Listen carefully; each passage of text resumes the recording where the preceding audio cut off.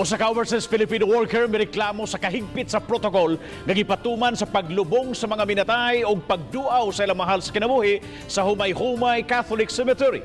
Si Luan Mirondina sa report.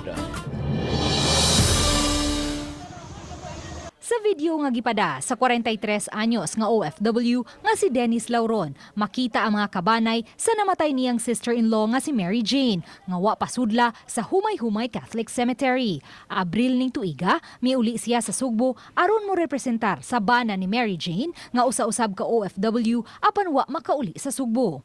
Si Dennis ug ang laing 14 ka mga sakop sa pamilya ni Mary Jane maulay gitugutang makasulod sa samang atol sa lubong.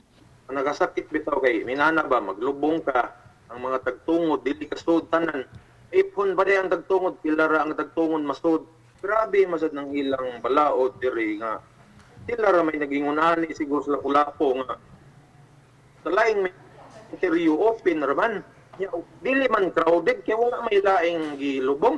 Sa wala pa mobalik sa Dubai si Dennis niadtong Mayo, mudua usab unta siya sa lubnganan sa iyang amahan apan wa siya tuguti nga makasud sa samang. Nasubo si Dennis kay una unta kining higayon nga maduaw niya ang lubnganan sa iyang amahan kay wa man siya makauli dihang namatay kini Hunyo sa miaging tuig. Naman nasud sa pantiyon di ka makaduaw. Pwede ra ka ari ra ka sa gate kutob na ay gibutang nila dito nga butanganan sa mga kuan kanang mga kandila at kung mudagpot mura ragag niagi kag kanang pista ba sa kuan simbahan.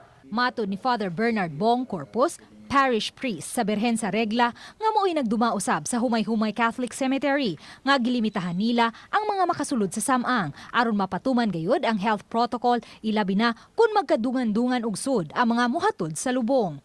Iyang gitataw nga kun kaniadto 15 ka mga sakop sa pamilya ang tugutang makahatod sa lubong karon nahimo na kining 25. Adunay time nga adunay taga Regional Health Office na timing nga nagbisita sa Menterio og nakita niya ang kadaghan sa mga tao, no.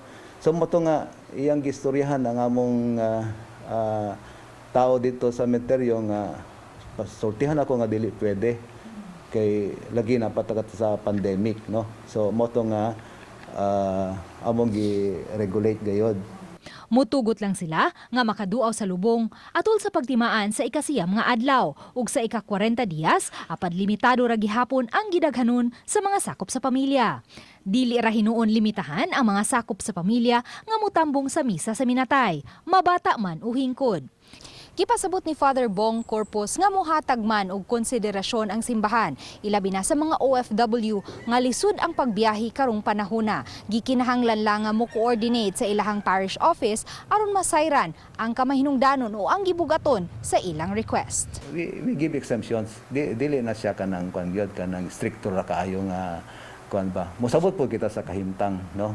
Uban ni Marlon Melgazo, Luan Mirondina, Balitang Bisdak.